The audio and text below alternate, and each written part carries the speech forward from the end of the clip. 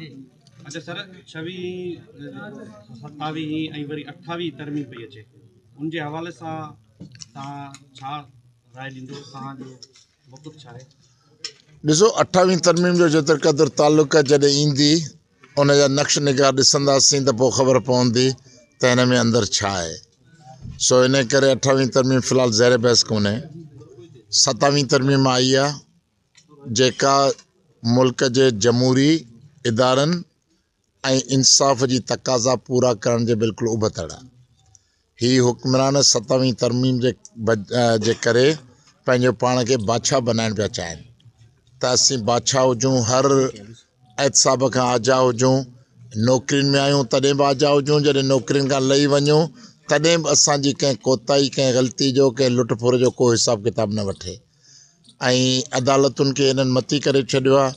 हाणे जेतिरे क़दुरु सुवालु इहो आहे त पाकिस्तान में अदालतूं कॾहिं इंसाफ़ जे लाइ कमु कयो अथनि। कॾहिं पीपल्स पार्टी जूं अदालतूं हूंदियूं आहिनि, कॾहिं मुस्लिम नवाज़ जूं अदालतूं हूंदियूं आहिनि, कॾहिं इस्टेब्लिशमेंट जूं वर्दी वारनि जे हुकुम ते जज कमु कंदा आहिनि। हाणे माज़ी में वेझे में ॾिठो त PTI जा जज हुआ। अवाम जा इंसाफ़ जा आइन ऐं जमहूरियत जो को बि जज कोन हो। इन करे अदालतुनि जी ॿेड़ी पोइ सिविल कोर्ट खां वठी सुप्रीम कोर्ट ताईं ॿुॾल आहे। आइनी अदालत जेका आहे, असां आइनी अदालत जे हक़ में आहियूं, पर असीं चवणु चाहियूं था त आइनी अदालत जेका आहे फेडरल कॉन्स्टिट्यूशनल कोर्ट, उन में सभिनी सूबनि जी बराबरि नुमाइंदगी हुजे। 4 जज सुप्रीम कोर्ट आइनी कोर्ट जा सिंध जा हुजनि त 4 बलोचिस्तान जा हुजनि, 4 पश्तूनख्वा जा हुजनि, 4 पंजाब जा हुजनि। जॾहिं अहिड़ी आइनी अदालत ठहंदी जंहिंमें सभिनी सूबनि जी बराबरि नुमाइंदगी हूंदी त पोइ उहा अदालतूं जेके आहिनि सूबनि ऐं वफ़ाक़ जे विच में जेके तकरार आहिनि, मसइलनि पाणी जो मसइलो आहे, फिनांस जा मसइला आहिनि, कोटा जा मसइला आहिनि, उन्हनि सभिनी समूरनि मसइलनि ते आइनी अदालत पंहिंजो कमु करे सघे थी, इंसाफ़ मुहैया करे सघे थी। बाक़ी जे हैंड पिक्ड जज हूंदा, हुकूमत पंहिंजी मर्ज़ी जा जज खणी आइनी अदालत में विहारे छॾींदी त उहा आइनी अदालत बि इंसाफ़ कोन कंदी, बल्कि वधीक मुल्क ते ख़र्च जो बोझ हूंदी। अच्छा कौम प्रस्तन वारो जेको कमु आहे हींअर वकील पिया कनि मुंहिंजे हवाले सां छो कॉम्परसन खे छा निरड़ ते पिस्तौल खे मारे छॾिजे छा? हे ताज़ो कॉम्परसन पाणी जे ख़िलाफ़ु हेॾी तहरीक हलाई, केनाल जे ख़िलाफ़ु झरजंग जाॻायोसीं, उथारियोसीं माण्हुनि खे, हे हो पीपल्स पार्टी खे मोट खाइणी पइजी वई हिन केनालनि जे मसइले ते। इहा तव्हांखे कॉम्पर जी तहरीक नज़र नथी अचे। हींअर कारूंझर जो इशू आहे, माज़ी में कारूंझर जॾहिं पीपल्स पार्टी नीलाम पे कयो त उनखे कंहिं पेर पोइ ते करण ते मजबूर कयो। वकील समाज जो हिकिड़ो बाशऊर हिसो आहे, पढ़ियल गढ़ियल माण्हू आहिनि, अदालत कानून ॼाणनि था, इन करे जे उहे रोडनि ते आहिनि त पंहिंजे ज़मीर जो फ़र्ज़ु पिया अदा कनि ऐं करणु खपेनि। पीपल्स पार्टी जो मुस्तक़बिल कीअं आहे? उरूज खे ज़वाल आहे। पीपल्स पार्टी बसि इहो ॾिसूं पिया, 29 खां पोइ पीपल्स पार्टी खे ॻोल्हींदासीं त किथे आहे।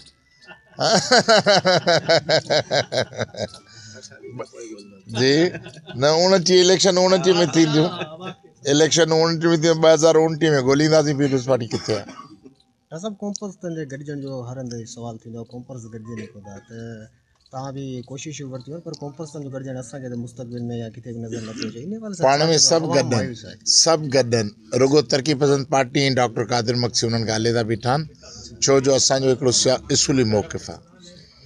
असीं चऊं था त सिंध जेका बि अॼु मुश्किलातुनि में आहे, सिंध जी हाकमियत दाअ ते आहे, सिंध जी जोग्राफ़ी दाअ ते आहे, उन सॼी सिंध जी सियासत में सिंध जे मुख़ालिफ़ 3 क़ुवतूं आहिनि। MQM जा नस्ल परस्त, सिंध जा जागीरदार पार्लियामानी सियासतदान जागीरदार ऐं पंजाब। जेकॾहिं को बि माण्हू पंजाब जी दोस्ती जो दावेदार हूंदो असांजो इतादी न आहे, जेको माण्हू MQM जी दोस्ती जो दावेदार हूंदो असांजो इतादी न आहे, जेको माण्हू जागीरदारनि पीरनि मीरनि खे कुल्हो ॾेयो बीठो ऐं सम्झे थो इन्हनि जे ज़रिए सिंधी निजात थींदी, असीं चऊं था नेवर। आज़माए 10 दफ़ा जागीरदारनि खे इक़्तिदार में आया आहिनि। पहिरीं जा ॾाॾा इक़्तिदार में हुआ, पोइ उन्हनि जा पुट थिया, हाणे ख़ैर सां जा पोटा आहिनि, किथे किथे पड़पोटा आहिनि, चौथी नस्ल उनजे इक़्तिदार में आहे। सिंध छो बर्बादी हवाले आहे। इन करे असां जागीरदार सियासत खे सिंध जी तरक़ी में, सिंधी बका में वॾे में वॾी रुकावट सम्झूं था।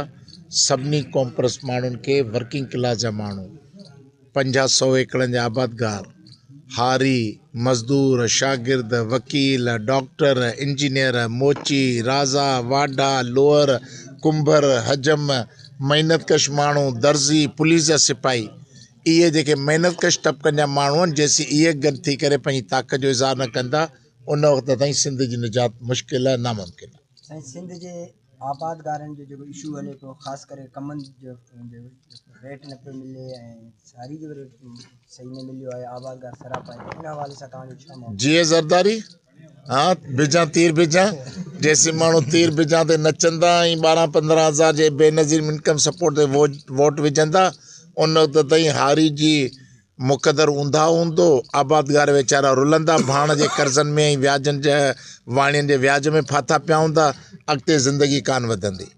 इन करे ज़रूरी आहे त सिंध जो सियासी इक़्तिदार जी सिफ़बंदी दुरुस्त करियो। महिरबानी।